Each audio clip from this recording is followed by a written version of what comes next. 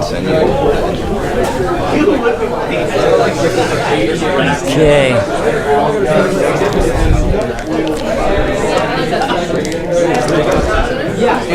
Okay, should we get started again? I know.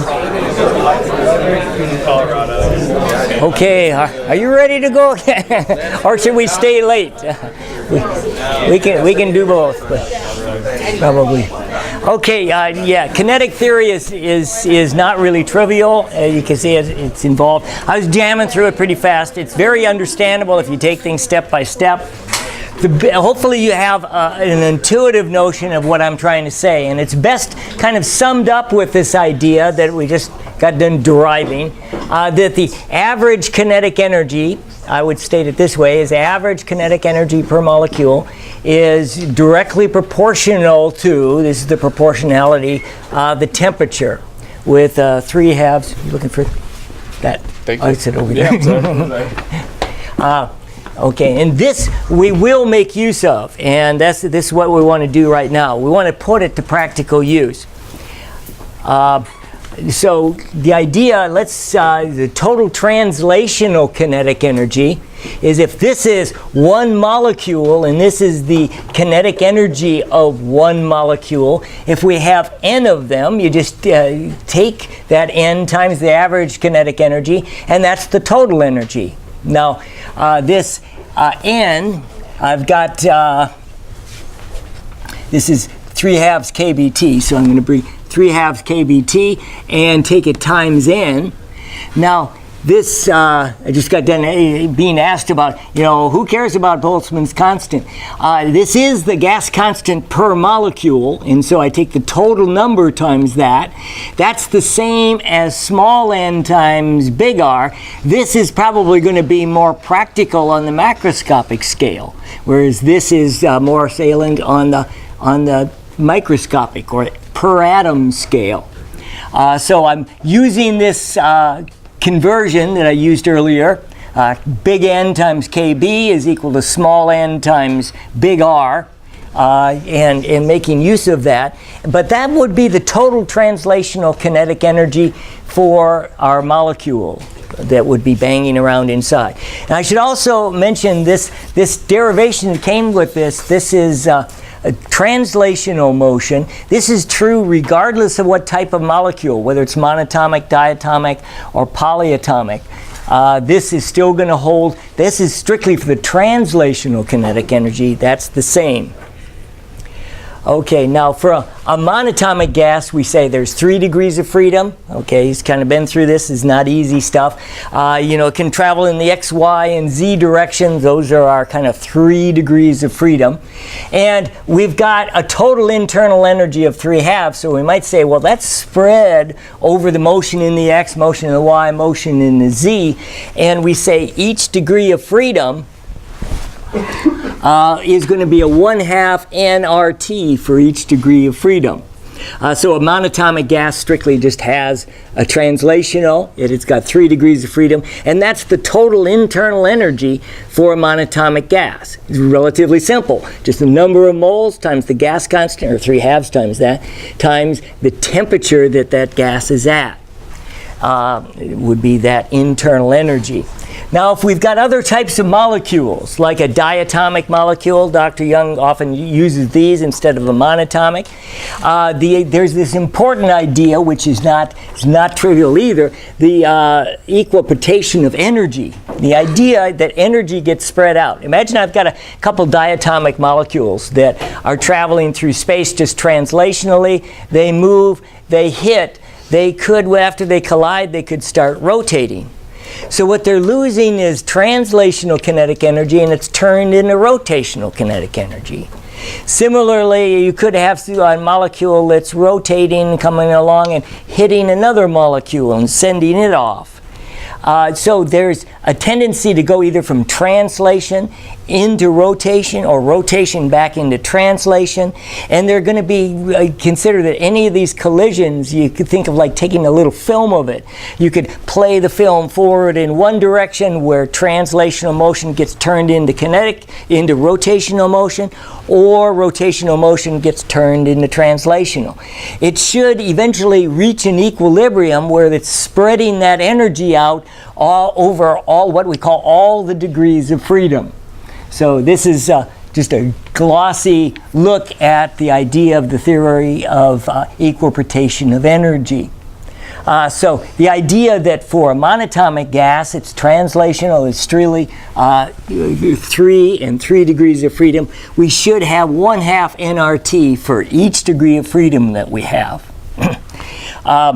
The degrees of freedom for a diatomic gas is you've got translation, so you've got 3 translational. It can also rotate around this axis or this axis. One thing that's not obvious classically is why can't it rotate around its axis? But we say that for a diatomic, it doesn't do that. Maybe I don't have a good explanation, unless maybe in quantum mechanics we do, of why we don't choose that. If I've got a more complicated polyatomic gas, it can have 3 translational directions of rotation, but it could also have 3 rotational axes, so it can have 6 degrees of freedom. And so regardless of what kind of gas you have, it's 1/2 nRT per degree of freedom. So let's look at other forms of energy. If we have in total internal energy for a diatomic gas, that's just going to be 5 halves. Okay, 5 degrees of freedom, 5 times 1/2 nRT. That's the total internal energy of that gas. This is very, very simple. Number of moles times the gas constant times the temperature. So again, temperature here is everything. It's the direct translation. It comes directly from the idea of the kinetic energy of the molecule. Polyatomic would be 6 degrees of freedom or 6 halves. So that would be the total internal energy for those gases. Things can get a little more complicated. Mostly we're down in this range where we deal with possible rotation. Real low temperatures, only translation works. Trying to explain this, we can't do it classically. We do need quantum mechanics to do that. There's other degrees of freedom like vibrational motion. That usually doesn't kick in till higher temperatures. Classically, that doesn't make sense, but we'll take a look at what we've got here from this simple classical model. Okay, let's get to really practical examples. These are going to be on the exam for sure, right? We've got a system, and this really the first law of thermodynamics is conservation of energy, really. In fact, if you look at that, we've got some gas that's internal here, and we're going to look at kind of 2 ways we can add energy to that.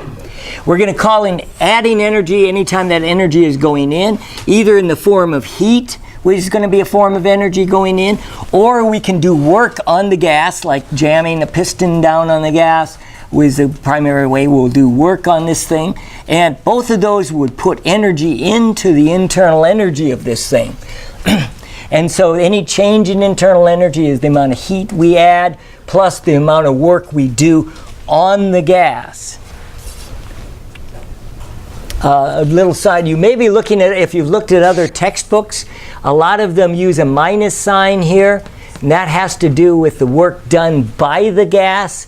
We're doing it through the author, and the author actually changed back in this edition to changing the sign on this thing. So do be on the outlook that you're going to have a minus here. We're going to have, I hope to make this case that we have the work done on the gas, but we also have the case, the important case where the gas does work for us, and they're going to be opposite in sign.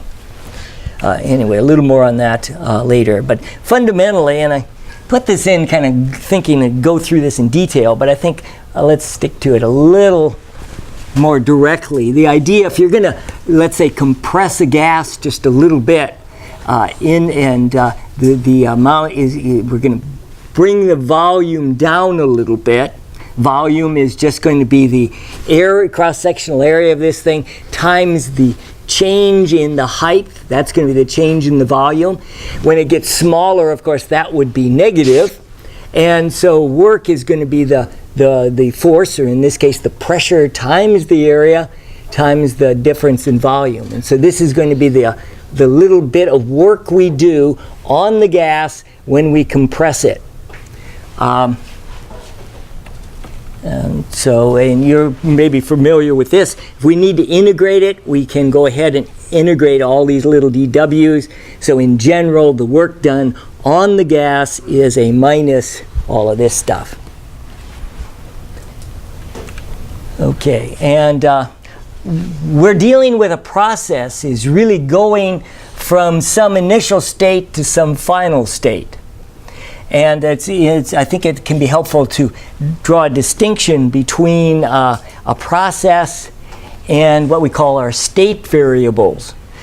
Think of these state variables as a point here in space. Regardless of how we got here or where we're going, this point has like coordinates, an x, a y, and a z, or really the x-axis is the volume, the y-axis is p, and then we also have the temperature, because we've got the gas law. So if I've got P and V, as I know those, and I know the number of moles, and I've got the temperature, that with the gas law I can get the temperature. Once I have the temperature, I also have the internal energy, since the internal energy is directly proportional to the temperature. Also, we'll see a little later, I'm just going to mention it here, another state variable is this entropy. But consider these as points on the graph, or the coordinates of this point. And we also have these initial points, and we also have the final points. And that a process where we do this, we're really going from some initial point to some final point. And there's different ways we could proceed with that. We could we could get from initial to final a number of different paths, and they would involve different heats, but the idea that you go from some initial point to some final point, there would be a change in temperature, and there should be some change in internal energy. Different ways of doing it, we could do different amounts of work. Looks like this thing is doing more work than this way of getting there. However, this way would have to be compensated. It didn't take as much work to get to the same point, the same change in energy, the same internal energy, but it would require more heat to be put this way. So the combination of these two depend on which path we take to get there. So let's get a little more practical again with look at the basic processes that we have. We have the isothermal process. That's a constant temperature process. Okay, temperature remains constant. And since the temperature is constant, what can we say about the internal energy? It has to be constant, and the change in internal energy has to be zero. So this is true for any isothermal process. Okay, now you might say, well, how do we do an isothermal process? It's good to have an intuitive notion of what's going on. We can think of this system being inside the cylinder where we can do work on it, or we can add heat. But if we take this whole system and we put it in, let's say, a huge, what we call a temperature reservoir. Let's say we want boiling water at 100 degrees, we could keep it at 100, and then we put this thing inside there, and this reservoir is so big that the temperature really doesn't change. So even if we draw some of the heat away from that, it still stays at 100 degrees. So again, a big temperature reservoir encircling this thing is a way you can kind of picture this process in your mind. So the idea, if that's true, let's say I do some work on this gas by pushing down on the piston. Isn't that going to warm this gas up if I push down? It's going to warm up. So if I'm going to keep it the same temperature, I've got to get some heat to flow out. So these two are going to work hand in hand. So if we look at I think it's coming on the next one here. Maybe I'll get another thing ahead here. Yeah, actually I want to say this one. So the change in internal energy for an isothermal process is going to be zero. It's going to be Q plus W. So again, if we're doing work on that, positive work, there's got to be, the heat's got to be negative. It's got to leave. If I'm letting the gas do some work for me, the gas will push on the piston, doing work, and would give off some of its energy. We've got to replenish that energy to keep it at the same temperature by letting heat flow in. That type of process is kind of illustrated here as I go from some initial point to some final point. Anytime the volume is increasing this way, the gas will be doing the work of pushing on this thing. Is going to be the opposite sign of the work we do on the gas. So it's a clumsy issue, and the sign convention, depending which book you're using, is something you need to keep in mind. Here, I like thinking of the work the gas does, because we're going to also build this into engines, and here's where we want to take advantage of the work that the gas can do. So the work the gas does is positive, causing this thing to increase in volume, but as it expands, since it's doing work, it's losing energy. We've got to pump in heat in order to keep this process isothermal at the same temperature. If we play with the idea that T is constant with PV equals nRT, that means PV is constant, or we can take this and just manipulate in the gas law, nRT, bring the V down here, divide by V. This is the pressure related to the gas law. Again, what's up here, N, R, and T would be a constant over V. So if I want to do something like get the work done, okay, this is the work done on the gas, not by the gas. That's why this negative sign's there. And we can go ahead and put in for P, we can put in nRT over V. And then we can also factor out the nRT, since that's going to be constant. All of those are constants, come out. We have a dV over V that's looking like a natural log again. And so the work done is this minus nRT, the natural log of V final all over V initial. And again, that has to be matched with a change in the heat. So if we do positive work, we've got to have a negative heat. We've got to have heat coming out. Or if I'm putting heat in, I've got to have a negative work going out. Okay. Okay, now these isotherms, I think it's handy to kind of picture this. If you've got a particular system here with a certain number of moles, you've got your P and you've got your V, you've got this, and with PV equals nRT, T is the other variable, the temperature. And trying to picture these, call them isotherms. Again, let me back up that one slide here. This is, the P, this is a constant, depends on V. This is a 1 over X or 1 over V relationship, so that's, what do you call those? I'm lost for words.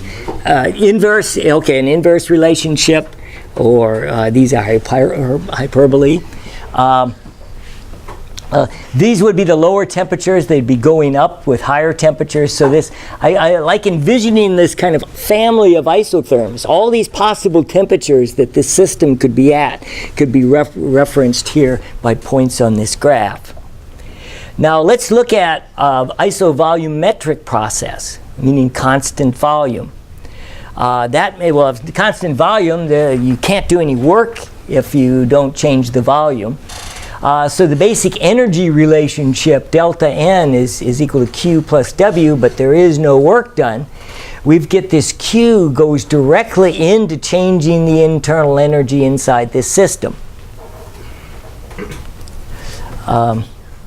Okay, yeah, and if you think about this, well, how do we come up with this? Well, you can imagine just a sealed up tin can as being your system. It doesn't change its volume, it doesn't expand much, and we dump in a bunch of heat. What's going to happen? Wow, the temperature is going to start to build, the pressure is going to start to build.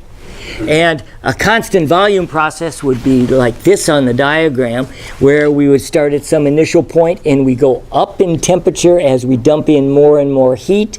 As we dump in more and more heat, the pressure builds. And you could imagine if you tossed it into a fire, this thing temperature might go and the pressure builds and the thing would explode.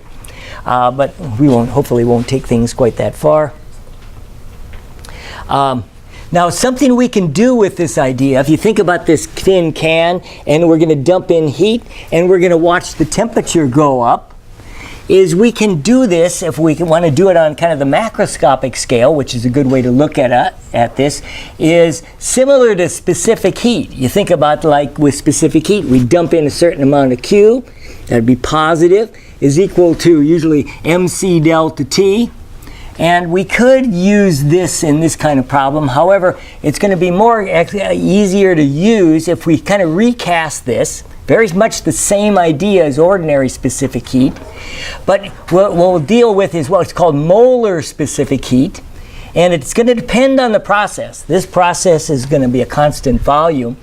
And we kind of follow the same basic idea of ordinary specific heat. Instead of the mass of the sample, what's important, how much stuff we have, it depends on the number of moles that we have.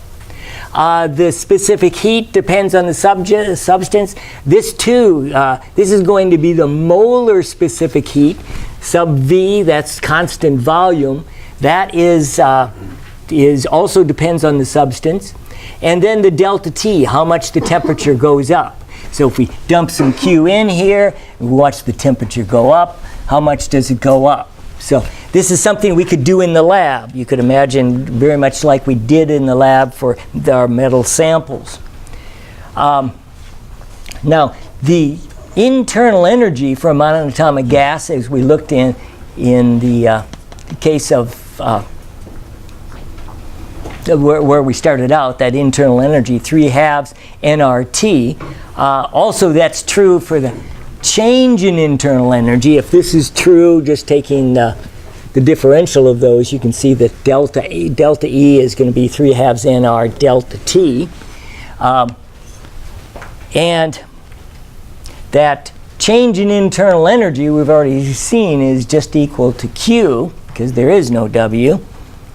And the internal energy, this is according to kinetic theory anyway, is going to be 3/2 nR delta T, and that should be equal to Q, which is going to be related to NC sub V delta T. And this is for a monatomic gas.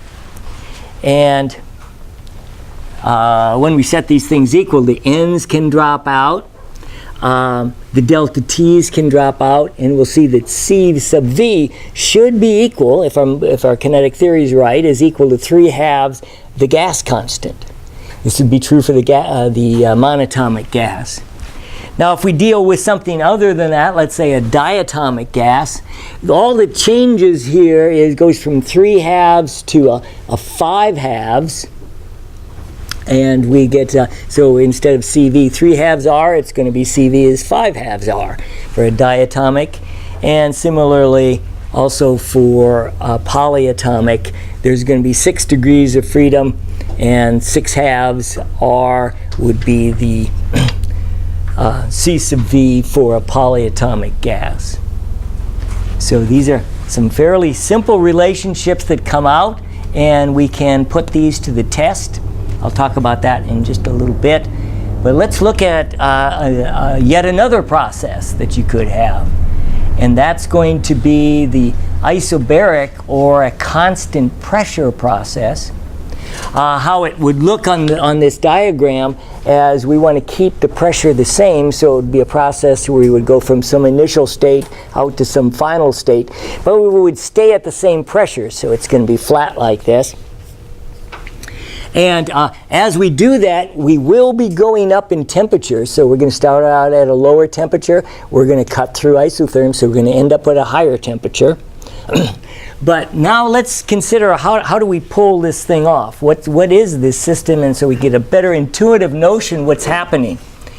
We can make a constant pressure process by, let's say, we want ideally, just in our heads, we have a frictionless cylinder here, where we've got a piston that doesn't leak and doesn't lose any gas, and it can float up and down easily. The weight of this thing, and I probably should have also included the outside air as an atmospheric pressure, that's going to push down on this thing. So we've got really a constant downward force on this thing, is due to the weight and also any atmospheric pressure. And then the pressure of the gas has to, in a sense, hold that up. So we reach a kind of an equilibrium when that pressure is enough to balance this thing. And this would allow for a constant pressure. So imagine I'm going to dump in some heat in this thing. I'm going to heat it up. Then the pressure would tend to build here. That build pressure is going to tend to force that piston to rise, go up. And it would go up till it again reached kind of an equilibrium, so that this downward force or this pressure is going to match this pressure here. So this is a way we can come up with a model that's going to give us a constant pressure. In terms of doing something like this, we have to dump in a lot more heat than we would if it was a constant volume process. If I drive in heat, that's one, it's going to cause this temperature to go up a little bit, but then it's also going to do work, which is going to take away from that. So I need to, as I enter into this thing, I am going to be driving up its temperature. The temperature is going to rise, but it's not going to rise as fast as if it's constant volume, since it's doing some work and losing some of the energy in the process. So I have to put in more heat to do the same job. Let's do that. We can do that with the idea of molar specific heat, where at constant pressure, this is going to be different than C sub V. This is C sub P, that's only good for this process. And then that's going to be the number of moles times this molar specific heat times the change in temperature. But of course it's also changing in volume. So this heat is really doing both that, increasing the temperature and changing the volume. As far as work, we already know what that is. It is a constant pressure, so I could take it outside, and then we just end up with a minus P times V final minus V initial, or a minus P delta V. This is true, again, only for this idea of constant pressure, where I could factor that out. But that would be the work done from here. That is P delta V. That's going to be actually the area under this curve, and that's going to be the work done. And of course, we've still got the good old gas law works for any of these processes. I'm going to take a little look at that, and if this is true, also minus P delta V is true. If I have P delta V, that should be equal to NR delta T. And of course that was ultimately was the work. Okay, but hang on to that idea for a second. And now we can look at the change in energy. Okay, if I want to get the change in energy from this point over to this point, keep in mind the energy only depends on the initial and final temperatures. And we're going to be starting at a lower temperature, going up to a higher temperature. If I want to get the change in internal energy, I can, between this point and this point, I can do it kind of indirectly. And this isn't immediately obvious. But if I take a different path to get there, I can figure out what the delta E is from here to here. And what I'll do is go at this initial temperature at a constant volume. If I warmed a constant volume process up to the final temperature, this is the amount of energy that I would need, and C sub V delta T. And then if I ride down on an isotherm, in an isotherm the temperature doesn't change, so what about the internal energy? It doesn't change, so that's going to be zero. So the whole path from here down to here is my change in energy.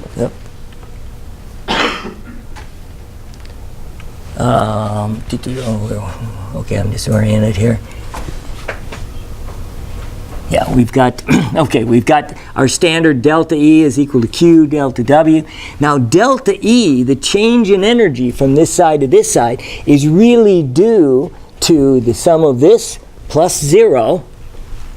And so that the total internal energy, or change in internal energy, I mean to say, is NC sub V delta T. Now, a lot of times people will, at this, say, wait a minute. This is a constant pressure process. Why is this C sub V?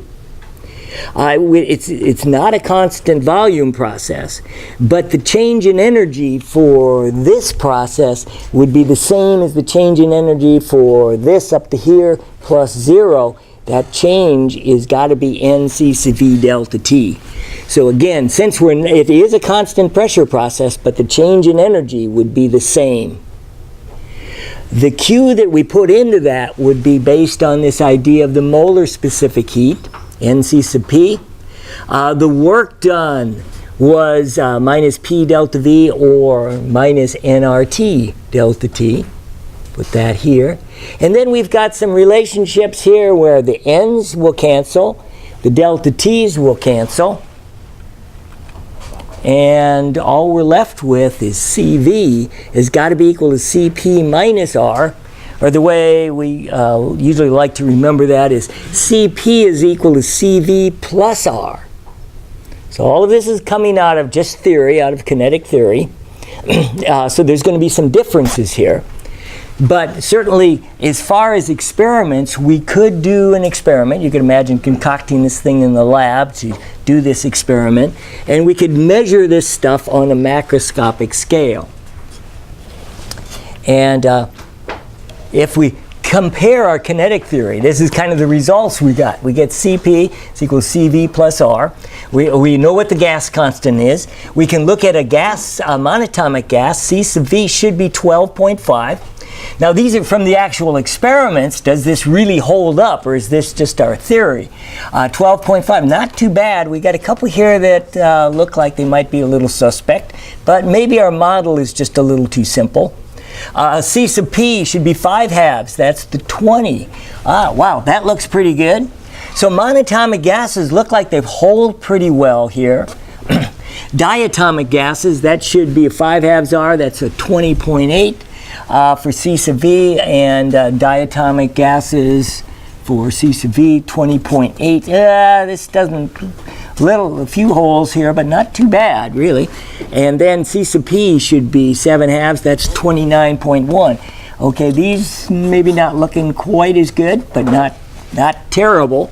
You'd be good with these results in the lab.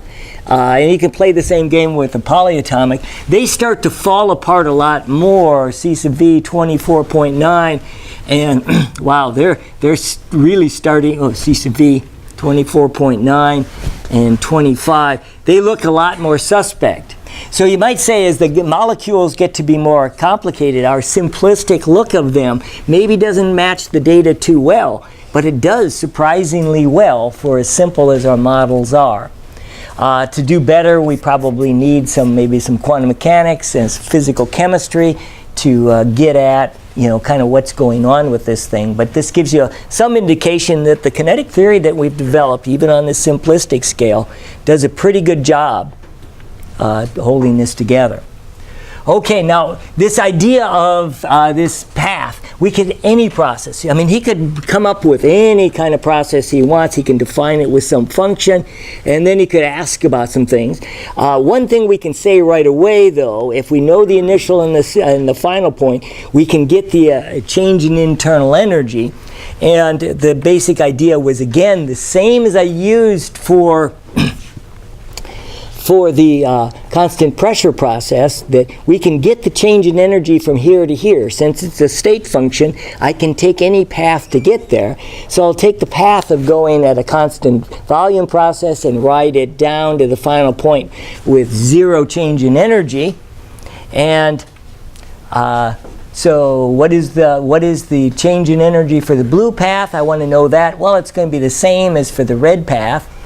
And so I can say that the delta E for any process, not just constant volume, has got to be NC sub V delta T. So that's relationships you're going to want to be able to draw on. Now where this is, you could say that kinetic theory, we took the internal energy right back to the idea of temperature itself. So it's not surprising that the change in temperature is going to be directly proportional to the change in energy. However, we might question, as I looked in the previous slide, the substance could vary a little bit from theory, and in that case, using the actual value that we would find, like in the chart or the table we just looked at, we could use that for a more accurate assessment of what the change in energy is. Okay, let's do one more process. This is a very important one for us. This is an adiabatic process. The idea is that we've got these isotherms, and we're going to do an adiabatic process. It is one where it's perfectly insulated. Q is equal to 0. The way you can sort of picture this thing happening is we don't let any heat in or out of this thing. We could, let's say, put this thing inside a perfect insulator, and then we can change the temperature. We can't change it by adding heat, but we could push the piston down and we could heat the gas up, and we just don't let any heat out of this thing or into this thing. So the work we do, if we look at the basic energy relationship, that change in internal energy can't change because of Q. It can only change because of the work done on it. So that's kind of nice and relatively simple. Again, though, we can still use the change in internal energy for any process. NC sub V delta T is going to be the work done on the gas. And I'm going to take this and this work and let me kind of write it in kind of differential form. So a little dW should be equal to NC sub V dt. Okay, just kind of in the same thing, except just kind of in differential form. And that's got to be equal to the work done, which is a minus P dV. And just solving for dt, I'm going to consider I've just pulled together what I'm going to call as a piece of the puzzle. I want to set this aside for a moment. This has to do with how we change our volume and how the temperature changes. The thing that's tricky about the adiabatic process, as we come through here, if we're starting to, let's say, expand and the volume is increasing, the gas inside is doing work on this piston. The volume is increasing, so the gas is pushing up, doing work. The gas is doing positive work, pushing it up. The work done on the gas is negative. So as it goes out, it's going to naturally want to cool down as it expands, and it's going to cool, and so it's going to drop across the isotherms. In fact, all adiabatic processes cross across the isotherms. That's why it's good to picture them in the background. And so you could see this kind of get a good intuitive grasp of what's happening there. Now, let's take a look, also applies here. This is the adiabatic process. For any process, we've got good old PV equals nRT. So if you're looking for a piece of the puzzle that doesn't quite fit, you might want to look to the gas law. And if we take this and we take the derivative of this thing with respect to temperature, okay, and just going through this thing. Now everything's changing here. The pressure's changing, the volume's changing, the temperature's changing. And that's so what's kind of tricky about this adiabatic process. But if we take this and we take dt, and I have two variables that are changing here, so I've got to use the product rule. So this is P dV dt plus dP dt times V has got to then equal to, when I take the derivative of this, there was just a constant here and we're left with nR. Let me move that dt over to the other side. In fact, those of you in calculus, you'd maybe want to write this out right away. This is something we're calling the total differential of this thing. Everything's changing. V is changing, P is changing, T is changing. and I take this relationship that would be totally general for the gas law, and take our result here for the adiabatic process where Q was 0, I can replace dt into this thing, and I end up with this relationship. Now I want to be able to solve this, but I've got a PdV here, and I've also got a PdV over here. So one thing, these ends cancel. This negative I'll take over to the other side as a positive. And so I can add it to this term. This term was 1 plus I'm going to have an R over CV times P dV. And I'm still left with this V dP on this side. But I've now got this side 0. This is going to be where we're going to get a common denominator here. And if I look at CV plus R, what is that? CP. That's CP. So I can relate that as CP over CV times this. And I can do another move. I can also take through and divide through. Oh, wait a second. Okay, I've got an extra step here. Oh, this is what we call gamma. Okay, and that is CP over CV. This is going to be really important when we do adiabatic processes. So we'll just give it that gamma factor. We'll put that there. Let's go to the next screen here. I'm just about done here. This is gamma P dV. So I'm just taking that over to this side. And again, we want to remind ourselves that CP over CV is the gamma. I divide through by PV. That allows this V to this P to cancel and this V to cancel, and is going to simplify things with that canceling. Oh, I guess I jumped a whole line here. I've got a dV over V, a dP over P, and I like thinking I'm going to anti-differentiate this thing. So we've got some constant. Take the derivative of a constant, and I get 0. I take the derivative of the natural log of P. That's going to be dP over P. Natural log of V is going to be dV over V. Okay, so hopefully you can follow this. It's not. And what we can do with these, we can, with the properties of logarithms, I can take gamma to this to the V and take V to the gamma power, bringing that inside. Then we're adding these. That's the same as multiplying them inside. So hopefully your natural logs and your logarithms, properties of those, you're relatively fresh with, or this can make sense. That should be a constant. And then we can take e to the power of the natural log and e to the power of a constant to get at this relationship that PV to the gamma is equal to e to this constant, which is just another constant. Okay, this is the form you're going to want to use. So hopefully you get a little flavor for that argument. It's not, this stuff is not trivial.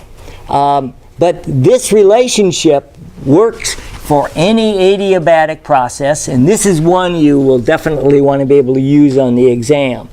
So again, gamma is the CP over CV, so you've got to analyze that for what kind of gas you have, whether it's monatomic, diatomic, or polyatomic. This, of course, is the pressure at one point, and this is the volume at let's say, the initial point. And then this would be the pressure and volume at the final point. That can be used in conjunction with, these are some of the gammas. Let's take a quick look at gamma here. CP was 5/2 over nRT, or maybe I should just started with CV. If I have a monatomic gas, CV should be 3/2 nRT. CP is 1 R more, so that's 5/2. All of this stuff cancels, the 2's and that leaves me with a 5/3. So if you get these basic ratios of 5 to 3 or 5/2 divided by 3/2, 5/3 or 1.67. That's the gamma for a monatomic gas. We can play the same game with a diatomic gas. CV for a diatomic is 5 halves, 5 degrees of freedom, so that's 5 halves NRT. NRTs go out, divide, and this is going to be 1 R more, so this is going to be 7 halves, or 7/5. That's 1.4. That's the gamma for that. And you can do the same thing with a polyatomic. Probably mostly he plays with monatomic and diatomic, so you want to be able to mostly work with those, but this isn't a much bigger step. Now, so anytime you're doing an adiabatic process, you're probably going to want to use this.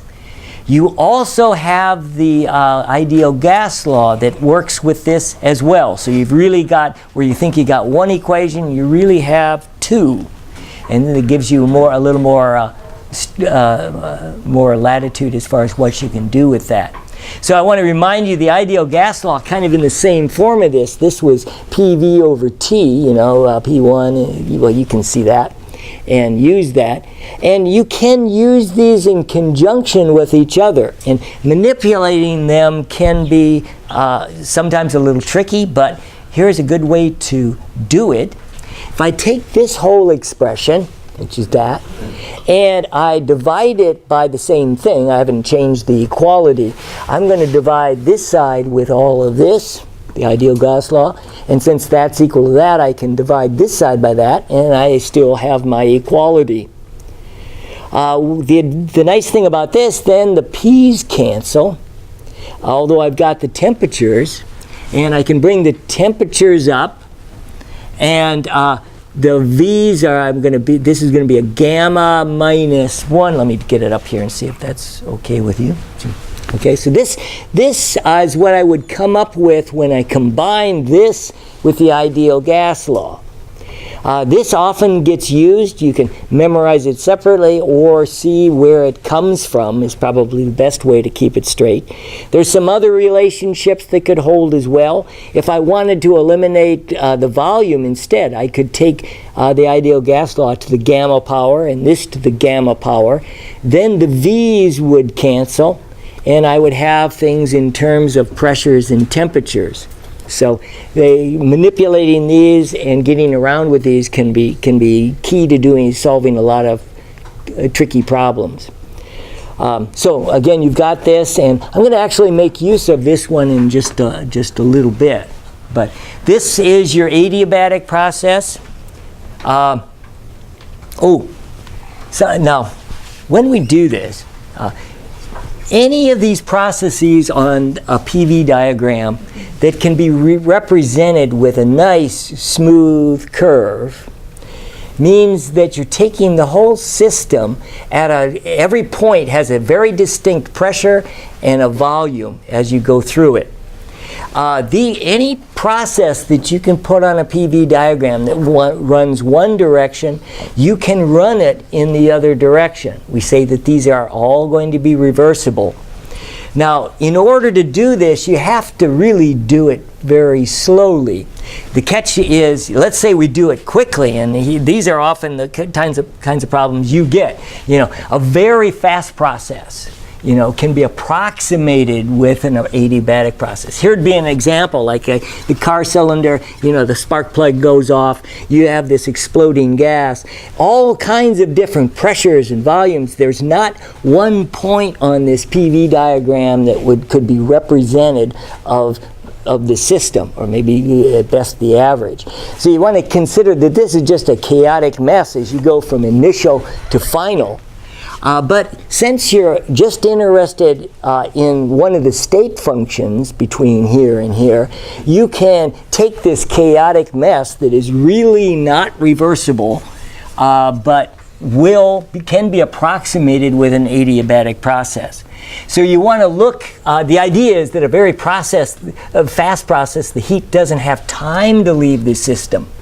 And it can't be represented with a smooth reversible process because there's no well-defined P, V, and T for the system. So you consider it just sort of a randomness coming down here until you get to that point. But again, so if you see the words very quickly, or something that indicates that the process happens very quickly, again, it can be approximated with an adiabatic process. And this is typical of kinds of things that he might ask on the exam. You know that for your car that it's not truly adiabatic. Heat gets out. The engine definitely gets hot. So it's not a true adiabatic process. Okay. Now, how about heat engines in general? This is kind of a cyclical process where we're going to start somewhere. We're going to typically expand. This is what we call the power stroke. That the pressure inside the gas as it goes up is doing work for you as it expands. That pressure times that change in volume. But then you have to come back to start the cycle again. It's going to be a cyclical process. So I want to end back at the same point. So I want to be able to put this in, and here I'm going to be compressing this thing. I'm going to be doing work on the gas. So the work the gas does is negative. And I bring it back to the starting point, and I can go again with this. So as I go out, the work the engine does is equal to the area of this whole curve. Then I come back and bring it back. That's the compression bringing it back, is work done on the gas. And this typically takes some of the energy. This takes it out. This is why we don't have 100% efficiency on engines. We have to put some of it back just to get it back so we can start again. Okay, in a complete cycle, we'll say that the total energy, since I start and stop at the same place, for the whole cycle, delta E is 0. And so there's going to be a Q and a W associated with that. And what you do want to keep in mind, the book changes the sign conventions a bit here. The work done by the engine, I like thinking, is the work done by the gas. As it expands, gas is doing positive pressure, and a positive change in volume is leading to positive work done by the gas or the engine, and that's minus the work done on the gas. So a little trickiness there. Okay, a way of kind of picturing this as far as the overall flow of energy. Typically, we have a hot reservoir that we're getting. This is right out of the book, where we pull in some heat. We have our energy. This energy comes in. Some of it goes out as useful work. It turns out we always have to exhaust some heat. There's no getting around this, and I'll give a better argument in a little bit. But the work of the engine should be just equal to, if you look at this diagram, the amount of heat coming in, it goes back out. So the work of the engine is the incoming heat, and just the author puts the absolute values around it just to emphasize this, minus any heat going out. I'm going to be using heat coming in is always positive, heat going out is always negative, and the difference between those is going to be this energy of the work that's coming out of the engine. Okay, and one thing you can do if you want to get the work of the engine, we can get the total Q. And this is a very good way of getting the actual work of the engine. You have the Q's, the net Q. We have positive Q's if it's entering into the system. Q's are negative if they leave the system. If we add up all the Q's, that's going to give us the work that the engine did. So plus Q's of heat going in, and minus if they're coming back out. So again, the net work of the engine is the net work done by the gas. And something we talk about the efficiency of an engine. This hopefully makes some sense. This is kind of the definition of that. This is how much useful work we get out of this thing versus how much energy we had to put in to get it there. The idea is that useful energy, this is sort of the fuel for the engine, is this hot hot gas. There's always going to be some exhaust. We're going to lose that. We're not going to be able to take advantage of that. So our efficiency is how much do I get out versus how much I had in there. So I think this is the kind of the natural way of looking at this efficiency. Another way, though, as far as calculating it, the work of the engine is really Q hot minus Q cold. That's that work of the engine, so it's saying the same thing. Little algebra here dividing through, and is a 1 minus Q cold over Q hot. So this is the generic efficiency of any engine comparing the heat exhaust to the heat that's in this thing. You can use either this or this. They're really saying the same thing. Sometimes one is more convenient than the other. Okay. Whew. Okay. Okay, let's get to some these are past exam questions. These are typical of what you might face. These as far as the exam, these engine cycles are really good for him in that he can hit on a number of different things happening here. Different processes. Here we've got a constant pressure process. We've got a constant volume process, another constant pressure process, another constant volume process, and we've got some other ones we're going to be looking at as well. But let's look at how he states this. 1 mole of an ideal atomic gas is taken through a cycle shown in the figure. What is the efficiency of this cycle? Okay, so he's jumping right to the end here. We've got to figure out a lot of things in the meantime. He does give us some of this information. He gives this in terms of liters. We want to make sure that this is in terms of cubic meters, so I've got all SI units. This is the best way to stay out of trouble. Pressures are in kilopascals. Just don't forget that kilo is 10 to the third. Okay, and then, let's look first at the work done by the engine. This is kind of one way. I don't have to do it this way, but it's a quick way of checking for this particular case anyway. We've got a pressure. We've got a change in volume. So we've got that pressure times that change in volume. That is going to be the work of the engine. It's going out, the volume is increasing, the that pressure is always positive, it's pushing the piston, it's doing positive work by the gas, or the engine is doing positive work, so it's not surprising that's positive. It's going to be governed by this sign. This is plus and this is a minus, but this is smaller, so this will be positive.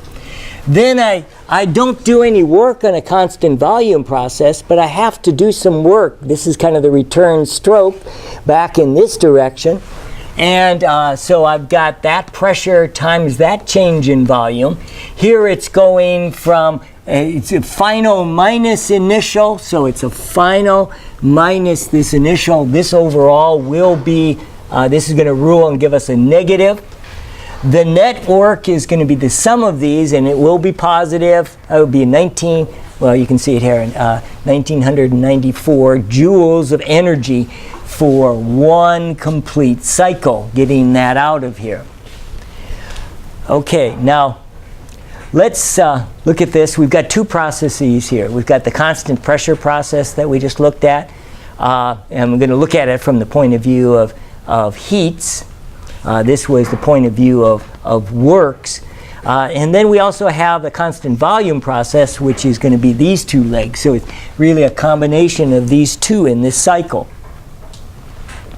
Let's see, back up one. What usually when you get a problem, you got all this here and you want to start to make sense of it. Usually he has to give a certain amount of information. This is the stuff that he gave. So he gave us these pressures. We've got these particular volumes. Then typically what we want to get is the pressure, volume, and temperature at every point on this thing. So we go to A to B. We've got temperature, pressures, volumes, temperature, pressure, volumes on all of these points. And back up here one. Let's deal with this first leg. We're going to bring heat into this engine here. That using constant pressure process here, Q, C sub P times delta T. And again, it's 1 mole, so that's that. C sub P is going to be this times the gas constant times T final minus T initial. I needed to get all of these, hopefully, kind of getting scattered here. I get from this pressure and volume, I use the gas law to get this temperature. I also use these pressures and volumes to get the temperature here, and I get the temperature here and the temperature here. So I get these temperatures, that's typically what I'll need, so that I can make use of these relationships with molar specific heat, constant pressure, with these differences in temperature. And so we'll go ahead and do that. I always follow T final minus T initial. The signs will work out automatically. That's going to be plus, indicating I'm putting heat into this thing. Positive term means that heat is entering the system for this leg. Then I want to go to the next leg. Call that Q1. So Q1 is coming in. This next one is Q2. Now, if you just think about this intuitively, we're up at this isotherm up here is at a high temperature. We're going to bring it down to a low temperature, and we want to bring it at a constant volume. You figure we're going to need to take out some heat, right?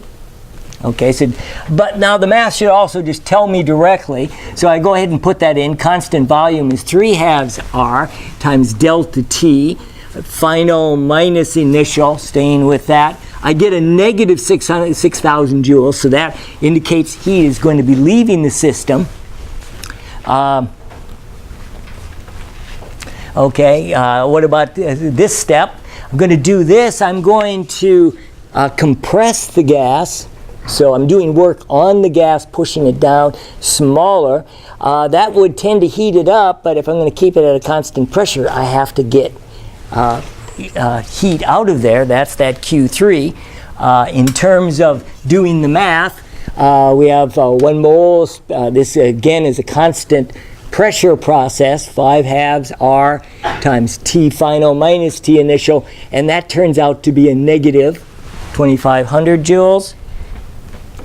And then, okay, and both of these are negative. They're leaving the system. The positive is coming in. And let's do another one, Q4. We got to go back up here.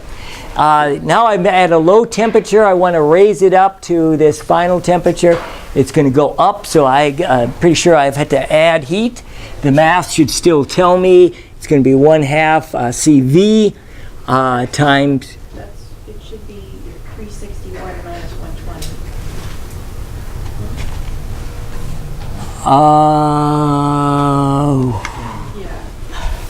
Yeah.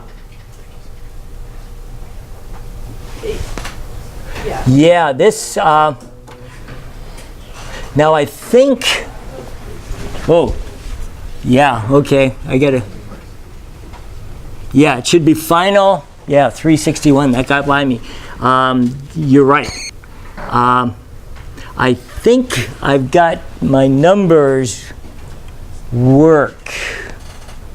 I think I had copied these down wrong when I moved it. So I have to check that, so maybe do some work. I'm pretty sure I've done this on the scratch paper. I think this is, the numbers are right. Okay, so I need to come in and change that, and I'm glad you caught it. Thank you. I go by these. So anyway, the idea we'd add them up. I do expect that it is going to be a positive quantity when you get the right quantity, and I think this is that. I just wrote it down wrong. I think I did a copy and a paste, and I didn't change the numbers. Okay, so anyway, sorry about that. Now notice, though, that this work of this engine found from the heats, though, as double checking, I think my numbers are good, except for these things inside. In that I got the same one when I calculated the work directly. I got this. I get this by adding up the net Qs. Now, you might say, well, why don't you just do this? I mean, all this, and you could have for this problem. for most problems, this method is going to be the most effective. So I want to just kind of show you that they're equivalent to one another. Okay, now this idea of the book uses Q hot and Q cold. What I like to do is instead of Q hot, I prefer to call that Q in, and instead of Q cold is Q out. We're bringing in heat here for this thing, and actually we're bringing in heat here at a real low temperature, bringing it in the whole way. And so as far as hot and cold, these are a little confusing here. If this is the hottest, this is the coldest, we're entering heat at all different temperatures. So again, I prefer to call this Q in versus Q out. Q in would be all the positive terms, so I'd add those two together, and that should be the energy that's coming in. And then if I get Q out, those are all the negative terms, and I prefer to leave them negative, indicating they're leaving the system. And we can use the efficiency of this using this calculation, 1 minus Q cold, absolute values. The book does that. We could avoid all this stuff, but we're going to stick with this, what they've got. We'll just take the absolute value of this. Would have been nice just to say that this is in there. And then we have the Q hot. We'll do the absolute value. And this is our efficiency. So it's 19% efficient. It's actually pretty bad. The thing is, we're trying to bring in heat at cold temperatures, expel heat at high temperatures. We've got heat coming out here. This leads to a great deal of inefficiency. Let's look at what's considered the most efficient engine. This is the Carnot engine. Basic processes here, we're going to do it right along an isotherm down to some point, in which case we're going to switch to an adiabatic process down. So there's no heat here. We bring in all our heat at the very highest temperature. This is going to lead to our greatest efficiency. No heat exchanged as we come down across those temperatures. And then as we compress this thing, we're going to expel heat at the lowest possible temperature. And that's going to be easier to get rid of. And then we need to come back up along another adiabat to get back here. So an isotherm, and two adiabats make up this Carnot cycle. All the heat coming in at the hottest point, exhausting all at the lowest possible point. So again, that's a clue to why this is so efficient. So we can look at these legs here. A to B is, again, isothermal. There's going to be Q is equal to minus W. For an isotherm, the work done, we did this earlier. I'm not sure you remember that the work done in an isotherm is nRT times the natural log of V sub B over V sub A, or final over initial. That's going to be the heat that's required to come out of this thing, or excuse me, go into this thing as the engine gas does work. Then along this adiabat, what we're doing here is we're going to bring it down here to the lower temperature without expelling or entering any heat. So we'll do that along with this adiabatic process. I'm using this relationship. I think I put it down here. Just a reminder, we did this when we looked at the adiabat, that along with PV to the gamma being a constant, we also have TV to the gamma minus 1 is a constant. We can make use of that, and I'm going to do that here. You'll see my motivation here in a minute. And then we go back again along another isotherm, excuse me, this thing here, compressing that. That is going to be nRC, natural log of VD over VC. And that's going to be Q cold. Now, one thing we've got here is this the volume at C is bigger than the volume at D. So this fraction is less than 1. So in the natural log, what sign does that give us? This will be a negative quantity here. Now, to do our efficiencies, we want the absolute value. So if I take this, and it will be negative because VD is less than VC, I can doctor that for the absolute value with a minus sign, or take that minus sign up here to the minus 1, which will flip these terms. Okay, you might say, well, okay, so details are important here. So I've got that for the isotherm. I've got now this other adiabat. I need to get this back to point A so I can start this cycle again.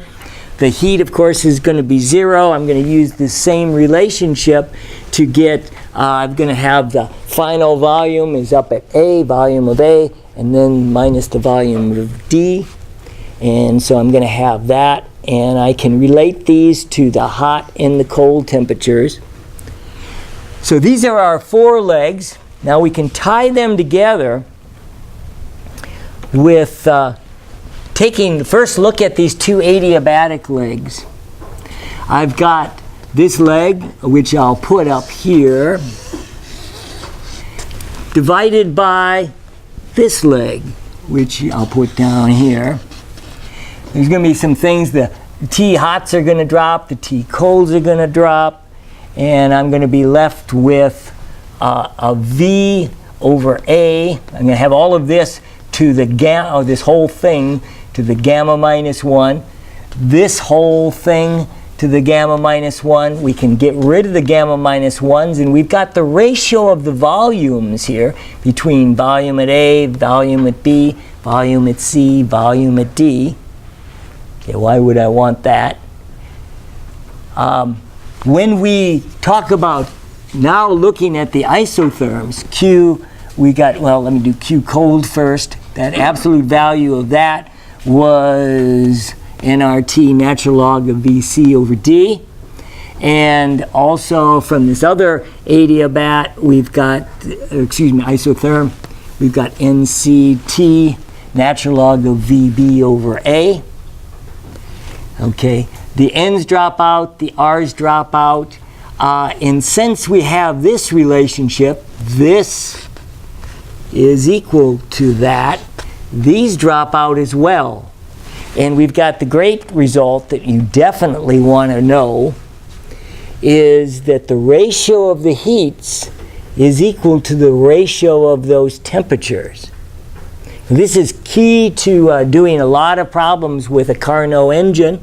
It allows us to analyze the heats for the Carnot engine, and also it will be for the efficiency of a Carnot engine. So again, the ratio of the heats, or absolute values of those being positive, is equal to the ratio of those temperatures. Now, efficiency is 1 minus the Q sub cold over Q hot. And we can replace that. So this general efficiency, and this is only good for the Carnot cycle, we can replace those Q's with temperatures. And so instead of Q cold over Q hot, we're going to have a T cold over T hot. And that will give us our Carnot efficiency. Again, it's only good for the Carnot cycle. Okay, take a breather. Okay, let's look at one more engine and then kind of contrast these. Okay, this again, a test question. 1 mole of a monatomic gas. It gives you the pressure, the temperature is suspended at constant pressure. Okay, so this is a constant pressure process along here.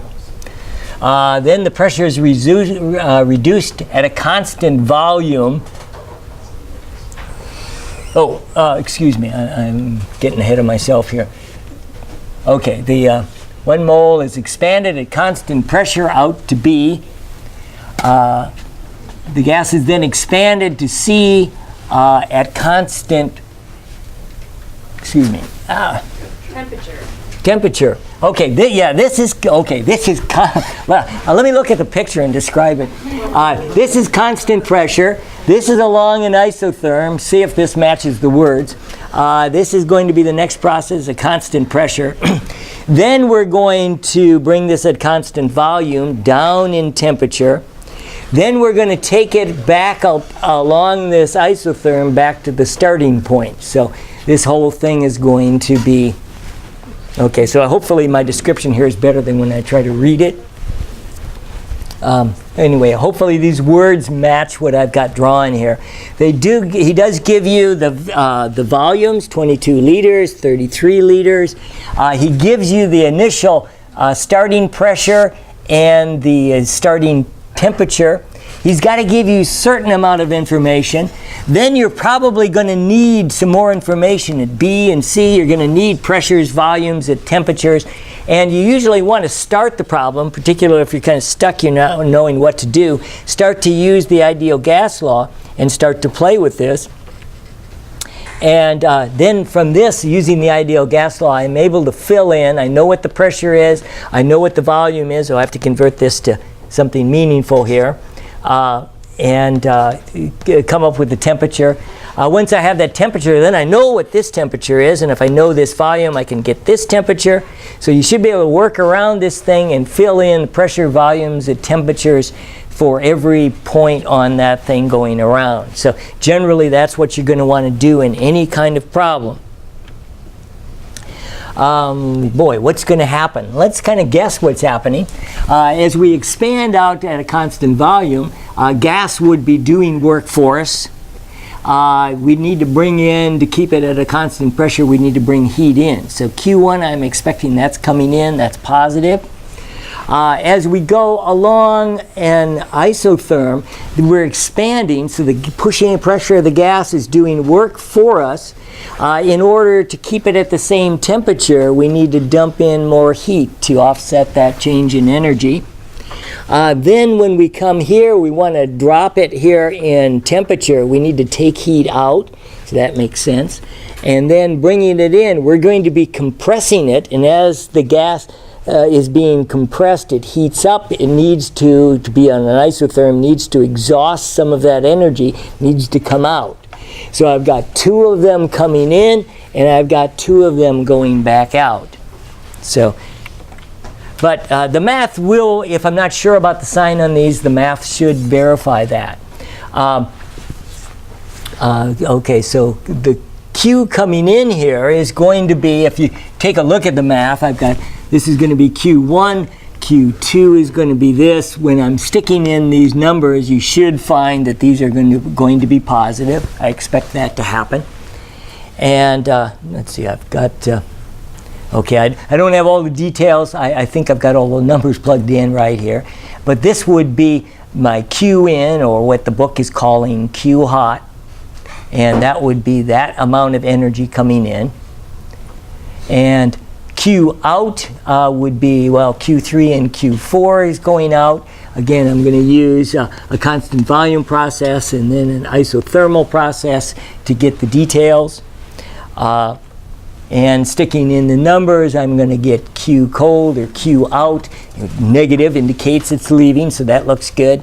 And I've got that. If I want to get the net work, that net work should be equal to the net Q. However much work this did, we have to supply it with heat, the same amount of heat to keep it going with a constant repeating cycle. So again, I take those Q's, keep their signs in there, and this would be then the net work energy for that. If I wanted to get the efficiency, here it might be just easiest to just say I'm going to take my work of the engine, which should be this, 2329 joules, versus how much energy I had to put in to get it there. Well, this is all my input in energy. Okay, 10,000, well, you can see it, over 10,000 joules had to put into this thing. And we get an efficiency of 0.214. Okay, so that would be our response here. Okay, and then what is the efficiency of this cycle? Oh, and then he also asks, and what is the maximum possible efficiency of an engine operating between these two temperatures? We've got this operating between this 794 and this 400 down here. So we can take a look at, we'd say, well, that's got to be the Carnot efficiency. So Carnot efficiency, here I can just do it as 1 minus the ratio of the temperatures. That's the cool, 400 and 794. And we get a Carnot efficiency of 0.946. So almost 0.5 or 50% efficiency with the Carnot engine as compared to the one we have here, which is, well, 21% efficient.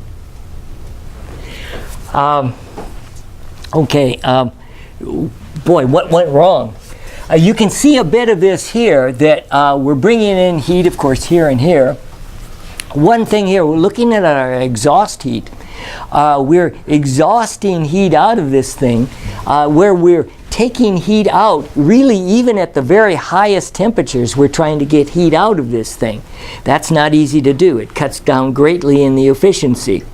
Also, when we're coming here, we're taking heat out on this step, and that is at a lower pressure, so I mean lower temperature, so that's not bad. Probably the biggest culprit is this.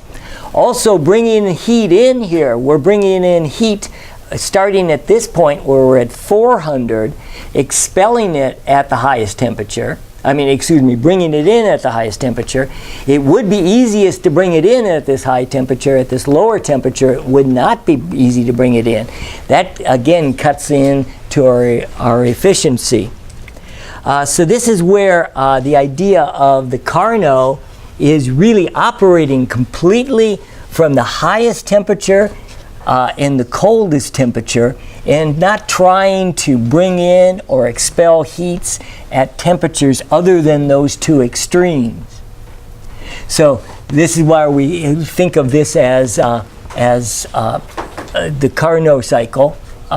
We can operate this thing in reverse, and I know he said he's not going to cover heat pumps, but the basic idea of you can run this engine in reverse. It's a reversible engine. If we try to reverse this thing, we could run it backwards. Now, you can start to see a bit here what's happening here. So a lot of times a student will say, well, what's wrong with this? You know, you're bringing in heat. It doesn't violate conservation of energy. You've got the highest possible temperature. You're bringing it into the engine, and you're expelling it, bringing it out as work. No exhaust here. What would be wrong with that deal? Now, the thing is, if we connected this to a reversible Carnot, bringing this in, what we could do is take all this energy and expel it up here, but we could also be pulling energy from the cold. So you can imagine, I'm just going to leave this thing hooked up and keep it running. We're going to continually be pulling cold heat, cooled heat, or low temperature heat to higher temperature heat, bringing it across here. And that would run indefinitely. So we would basically be spontaneously moving cold to the hot. And the second law of thermodynamics, basically heat flows from hot to cold. It never spontaneously flows from cold to hot. And we'd be having that happen. Now, we could do this even and say, well, maybe we'll just exhaust a little bit of heat. Do we have to exhaust as much as we do for a Carnot? But then we'd still have the same imbalance, and we would have heat flowing from cold to hot. So basically, I'm trying to make the case that it's impossible to have an engine like this. It's also continued to be impossible to have an engine with an efficiency greater than the Carnot. So we've got both of those. Okay, so it gives you a little insight for that. Okay, now, how does this relate to entropy? Okay, we've got the two heats entering and leaving for the Carnot. We're just going to define entropy this way. You might say, well, why did we do that? It was really inspired from the Carnot cycle, that the idea that you could do a complete cycle. A complete cycle, the heats didn't add up to zero. You brought in more hot than you expelled cold. But is there something going on here? If we look at the entropy for this cycle, here is where we're bringing this heat in. This is going to be the Q hot that we were saying over the temperature hot. Okay, so that would be its entropy. It is coming in, so this is going to be a positive S. Then we are looking also at the adiabat. Well, that's 0, so that's not a problem. Another isotherm, that's going to be Q cold, which will be negative over the temperature cold. And then another adiabat, which is going to be 0. So we've got 2 of these. Now, what we're going to look at with this idea of the ratio of the heats is equal to the ratio of the temperatures. If I just take this rearranging terms where I put Q cold over T cold and Q hot over T hot, these two will be equal in magnitude. One's positive, one's negative. And so this idea of defining this entropy would mean that the overall entropy for this cycle is going to be 0. So that's something to think about. Now, this question of, well, wow, what is entropy? Very elusive, and I don't have a real good answer. One that sort of satisfies me is that the entropy kind of indicates the relative ease that we can get energy. It'd be a little like if you go in a gas station, you buy a gallon of gas. The price at one station might be different than the price at another. Now, in terms of energy, you bought your gallon of gas. You've got the same energy, but the cost is different. This is somewhat related to the cost. If you try to get some Q from something that is a large temperature, a large number here, means that there's a small change in energy, a small cost to getting that energy out in the form of heat. If you try to get heat out of something that's cold, that small t is going to lead to a larger delta S, or a larger cost for that energy that you're extracting. So it's kind of hard to get your head around this idea of what it is, but it is kind of related to the relative costs. When you look at the ratios of these, particularly for the Carnot, they end up canceling out. And it was really the inspiration of this that was leading to the idea of this idea of entropy. This is just little pieces that might make sense, and maybe they don't. Okay, let's see. Oh, maybe we'll end kind of with one more problem. Maybe, if you're maybe ready for this. This is actually parallels what we really did earlier, very closely, but a little different twist to it. We've got 20 grams of ice, 2 moles of N2 gas at constant pressure are mixed together. The ice starts at 0 degrees and N2 gas starts at 50 degrees. What is the change in entropy of the conditions to thermal equilibrium? Wow. So we want to make use of this even if we don't quite understand it. He's asking for the change in entropy for this process. Now usually what we want to do, and he gives us the latent heat of fusion of water that we'll need, is to really do it as a problem, just like we did back in questions 1 and 2. We first had to do question 1, and we kind of have to do that. So this nitrogen is N2, it's a diatomic, and so its CP is that. And we can play with the Q for that. That's going to be NC sub P delta T. And so the first thing we want to do is, I'm playing with assumption again. We're going to, let's say, melt all the ice. So let me put down a little more here. So we've got this. So we've got the 20 grams of ice, the latent heat of fusion. So this would be the melting of the ice. Then we're going to take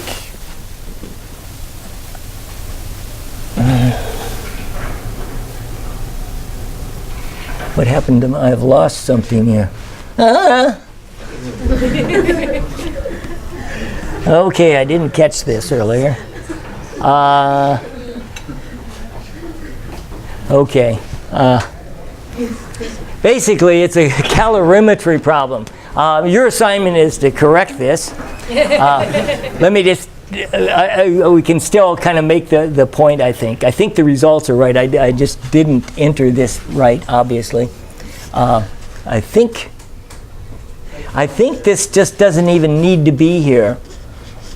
Yeah, I think, yeah, if you just somehow make that go away, then we would set up this, and I think I did my math right. I came up with a T final, and so not all the ice melts.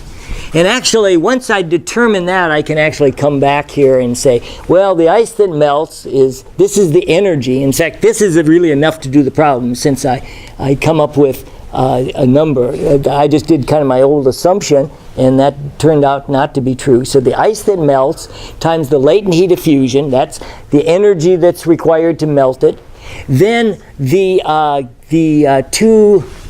2 moles, it was 2 moles? Yeah, 2 moles of, this is Cp, 7/2, times the change in temperature. It's going to be at 0, so it's all not all going to melt. And so it's going to be at 0 degrees minus the initial temperature. And then we can get the amount of ice that melts. So actually, you could just kind of throw this away. I could have guessed this to begin with. And if I guessed, and I must have the ice that melts has to be within 20 grams. So this looks like it's good. I've just melted 8.69 grams of ice. And so I can do the problem. So once I do that, then I can go back and fit my delta ice. Okay, first of all, the ice doesn't change temperatures. It stays at 273. The Q of the ice is this amount that melted, which I just on the previous screen, times the latent heat of fusion. And then I end up with a delta S, and this is positive. I'm putting heat into it. Excuse me, I'm taking heat out of it, it should say. No, we're melting it. We're putting that in. I'm sorry. I'm starting to fry here fast. So this is going to be the delta S for the ice. We're putting heat in, and it increases. The N2 changes, it changes temperature. So this is one where, again, we have to integrate. We have delta S is going to be dq over T. dq is going to be NC sub P delta T over the T as we step through it from T initial to T final. That's going to be delta T over T is going to give us the natural log. That's going to give us this change in entropy for the nitrogen. And so sticking in the numbers, I think I did that right.